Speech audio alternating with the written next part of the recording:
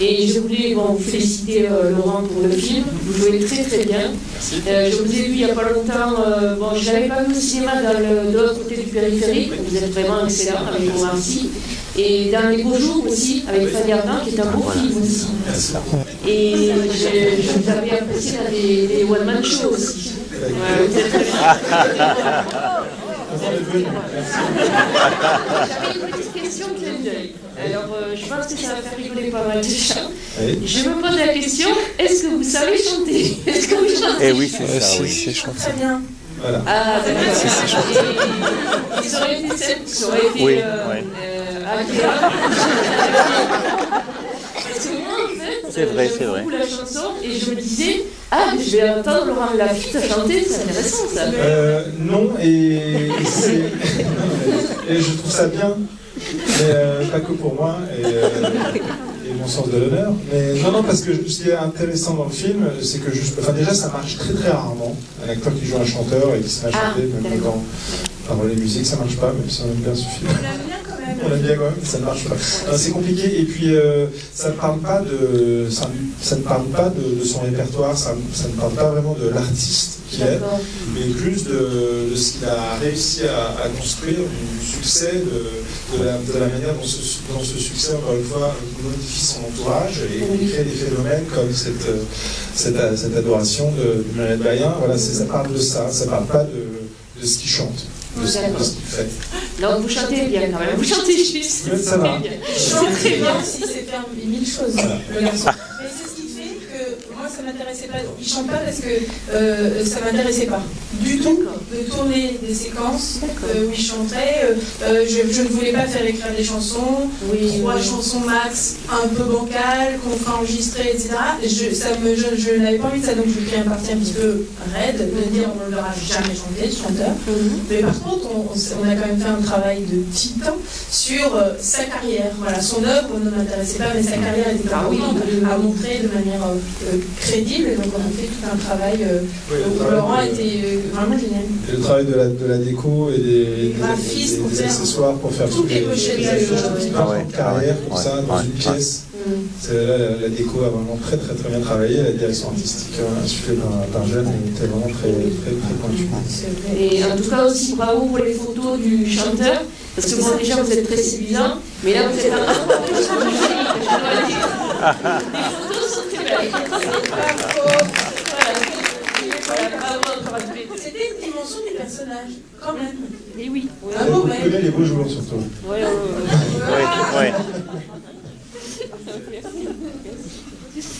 Par contre, du coup, vous avez un témoin, vous pouvez faire un meurtre. Voilà.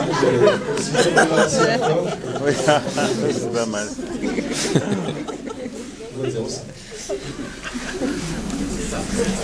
Le temps d'arriver à la prochaine question, peut-être un mot quand même sur les seconds rôles qui sont vraiment excellents avec Pascal Demelon et Olivia Cote qui jouent les flics. Eh bien oui, alors Pascal Demelon, vous le connaissez peut-être pour l'avoir vu dans Radio Star, dans la série Braco, voilà, dans plein de trucs. Il a été suggéré par la production, donc notre producteur est là déjà ce soir, Alain Attal est avec nous, un des 3, voilà. Vous pouvez l'applaudir parce que sinon il y aura pas de Alain avait déjà travaillé à plusieurs reprises avec Pascal Demelon, et voilà, il est formidable dans le film, il a amené le personnage là où je ne m'attendais pas, vraiment. Et j'en suis très très contente. Et la fliquette, Olivia Cote, elle pour le coup, je la connais depuis très très très longtemps. Depuis le début, j'ai écrit le rôle pour elle. Voilà, je me suis inspirée d'elle. C'est une amie, c'est une actrice très très drôle. Je ne sais pas si vous connaissez le programme lourd qui s'appelle Vous les femmes. Normalement, c'est une personne où la nature comique est assez frappante. Et là, c'est un sphinx. J'aime beaucoup. J'adore. Bonsoir, bravo aussi pour ce très bon premier film. Une question qui peut s'adresser justement aussi au producteur. Ça a été dit un petit peu ce soir, le film a une forme un petit peu tragicomique, un peu différente de ce qu'on peut voir parfois dans le cinéma français. Et moi, ça me fait penser un peu de comédies anglaises ou autres, qui sont à la fois drôles et un peu tendues. Est-ce que ça a été dur justement de mener à bien ce projet dans dans un paysage comme celui qu'est le cinéma français? Ouais, moi je peux pas répondre en partie, et Alain, si tu veux répondre. Ouais, c'était dur, ouais. C'était dur parce que c'est un projet qui avait le cul entre deux chaises, et que c'est dur de faire le pari de la synthèse des trucs dans la vie. Et parce qu'une synthèse, c'est fragile, c'est un équilibre, donc c'est dur à réussir. Et les gens ne percevaient pas toujours le côté comique. Et donc, oui, c'était délicat. Ça nous a fermé quelques portes. Et mais voilà. Hein. Bonsoir. Oui, c'est toujours un peu compliqué. Moi, je suis un peu... j'ai produit quelques films qui étaient systématiquement dans ce mélange des genres. Vous voyez, et en fait, quand les films marchent, on trouve qu'on a raison. Mais par contre, au moment où on les monte et où on essaye de trouver le pognon, comme on ne rentre pas dans une case, c'est un peu compliqué. Et ça a été le cas sur un film que j'ai eu beaucoup de difficultés à monter. 2 films, par exemple, qui ont précédé. Je souhaite à Jeanne de faire le même succès. C'était un film qui s'appelait Ne le dis à personne et un film qui s'appelait Police, que j'ai produit, qui sont maintenant, tout le monde dit ah oui, voilà, je vous entends tous. Mais je vous assure qu'au moment où on l'a fait, par exemple pour Ne le dis à personne, c'était un polar, mais c'était un polar lent, où il y avait beaucoup d'introspection du personnage principal, qui était mal en point. Il y avait une demi-heure, 45 minutes au début, sans aucune action. Et on me reprochait beaucoup ce ton, qui était à la fois un film personnel, et quand il allait dans le thriller, il était vraiment un thriller, vous voyez. Police, c'était pareil, on parlait d'un problème très grave, dans une brigade et tout ça, et puis on pouvait rire, mais vraiment rire, incroyablement, de certaines séquences où même les victimes nous faisaient rire dans le film. Et là aussi, les gens étaient très très déroutés, quoi. On n'était pas dans un film d'auteur, pourtant le sujet était un film d'auteur.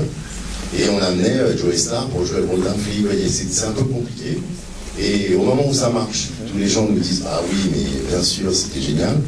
Mais avant, sur le scénario, donc le film de Jeanne a été très compliqué à monter, franchement. Elle est très gentille de dire qu'on a eu un peu de difficulté. Ça a été très compliqué, elle a traversé une période très difficile pendant plusieurs mois, voire années. Parce que justement, le positionnement était compliqué, vous voyez. Et justement, excusez-moi, mais vous disiez à la lecture, les gens ne saisissaient pas l'humour. Du coup, est-ce que Si, des fois oui, c'est-à-dire que c'était compliqué parce que même moi, je le savais, je ne pouvais pas leur dire n'importe quoi. J'étais d'accord avec eux que les amateurs de polar, thriller pur ne s'y retrouveraient pas et que les amateurs de comédie pure ne s'y retrouveraient pas non plus. Donc il fallait parier qu'ils aimeraient bien un peu des deux, quoi. Ce serait de la tension, mais de la tension qui montrait avec des moments de rire qui ne percerait pas la tension pour la faire redescendre, mais qui contribuerait à la faire monter et tout ça. Mais tout ça, c'est un pari, parce qu'en plus, moi, j'ai pas de... C'est mon premier long métrage, donc j'ai tout appris. Ça s'appelle un pari, et un pari avec beaucoup d'argent. Les gens, ils mettent beaucoup d'argent sur la table à ce moment-là. Puis en plus, je pense qu'on est devenu crédible, réellement. Le scénario plaisait, mais vraiment, on avait des difficultés. À partir du moment où, c'est pas parce qu'il est là, je pourrais en parler aussi devant Sandrine, à partir du moment où le duo d'acteurs s'est constitué. C'est-à-dire qu'assez tôt, Sandrine Kiverlin a dit oui au rôle, mais l'alter ego, enfin l'autre partenaire qui jouerait dans le film, on a beaucoup gambergé pour l'identifier. On a eu quelques pistes il y a très longtemps vers un chanteur qui était un vrai chanteur, qui s'appelait Benjamin Biolay. Vous voyez, et puis on n'était pas du tout cohérent. Il y avait quelque chose qui ne marchait pas. Et le jour où Laurent est arrivé, il y a eu une cohérence. En fait, non, mais c'est vrai. D'un seul coup, il y a eu une petite mise en abîme de ce que connaît très bien Jeanne, à savoir son père et sa carrière, avec l'élégance sûrement de Laurent. Il y avait quelque chose qui matchait bien. Non mais c'est vrai, et c'est vraiment... C'est sérieux, quoi, ça. Il y a eu des grands acteurs aussi, d'autres grands acteurs qui ont été envisagés de ça, mais ce soir... Beaucoup plus grands que Laurent. C'est le meilleur... Non, très grands acteurs aussi. De taille, non. Et grands en taille. Non. C'est le meilleur Vincent Lacroix possible. C'est-à-dire que je l'ai su dès la première photo qu'on a prise de Laurent derrière un piano. Je me suis dit, c'est ça, c'est lui, c'est bon, on est bien là. Voilà. Il fallait faire violer comme policier. Là, c'est comique. Violer policier, ça aurait été connu. Violer comme policier, c'est comique. La comédie française, ça rajoute un truc ou pas qui soit de la comédie française. Honnêtement, je ne crois pas. Tu dis quoi, toi? Moi, Est-ce que ça rajoute quelque chose? Je suis plus cher, mais... Pour monter le film? Oui. Non, je crois pas, moi. Tu crois, toi? Non, au contraire, même parce que moi, souvent, la mention de la comédie française, elle est obligatoire avec le contrat qu'on signe avec la comédie française. Mais elle n'est pas obligatoire avec les distributeurs qui créent des affiches, tout ça, veulent plutôt toujours essayer de se débarrasser de cette mention. Donc moi, je ne peux pas me débarrasser, puisque contractuellement, je suis obligé de la faire apparaître. Et donc, je ne pense pas que ce soit forcément un atout. Non, je confirme. Je pense pas. Non, ça n'est pas un du tout, en fait. C'est obligatoire, par contre, quand vous êtes à la comédie française, sur l'insolite? Ouais. Oui. C'est par contrat, ouais. Sinon, il dirait plus français. Mais c'est vrai. Bonsoir. Je voulais vous féliciter pour le film qui est très très réussi. J'ai passé un beau moment comme beaucoup de monde ici. Merci beaucoup. Moi, je parle un petit peu vite. Je voulais vous poser une question à M. Laurent Lafitte. J'avais vu il y a quelques années la cérémonie des Molières qui avait été remarquable. Vous aviez animé ça, c'était fabuleux. Merci beaucoup. Bien mieux que les Césars, même si les Césars c'est quand même bien, je regarde régulièrement les Césars. Vous n'avez pas pu l'animer cette année, je crois, pour des raisons peut-être professionnelles, le tournage ou je ne sais pas. Je voulais savoir si pour l'année suivante, vous avez comme projet de faire une cérémonie à votre niveau. César ou Molière?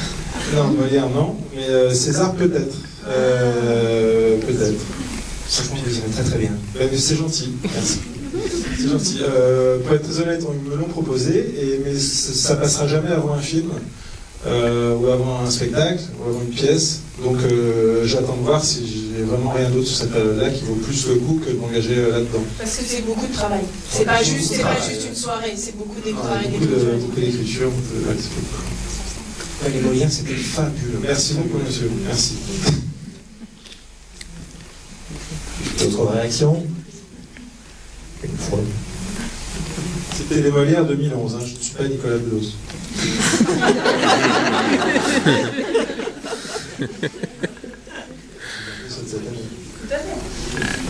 Madame. Bonsoir, bravo. Vous avez de l'affiche. Oui. Et de votre fait? Non, c'est un monsieur qui fait des affiches, qui s'appelle Reg. Oui. Qui a fait déjà plein d'affiches super, notamment celle de police, de populaire, je crois, voilà, plein de trucs super. Non, lui en plus c'est particulier parce qu'il fait des affiches sans voir le film. On lui pitch le bidule, il veut pas voir le film, et avec le pitch, ce qui est peut-être pas plus mal, il crée comme ça une image. Enfin, Alain, moi je suis pas très familière de son travail, mais tout d'un coup, ouais, je l'ai trouvé belle et graphique et intéressante. Vous l'aimez bien ou pas? Quel est le prix Michel Dornano qui est au-dessus? Écoute, c'est un prix que je... Très bien. Et ça me fait infiniment. Ah oui, il y a ça. Oui. Pas des labels. Il n'y a pas tous les labels. Jeanne a également remporté. Tous les labels publics possibles. Très bien. Et notamment le coup de cœur des cinémas Gaumont-Pathé. Absolument. Le prix Dornano, c'est un prix qui n'est pas très connu, et qui est super chouette à gagner. C'est tous les ans au Festival du film américain de Deauville. Ils remettent un prix pour le meilleur premier long métrage français de l'année, et le jury est composé de professionnels anglo-saxons, je crois. Et ils ont élu à une majorité écrasante. Mais votre... Non, voilà, c'est super, on va le récupérer le 13. Mais votre film est excellent. Oh, c'est... Mais non, c'est vrai. Ouais, C'est vrai. Et vous n'êtes même pas anglo-saxon. Hein. Non, c'est vrai.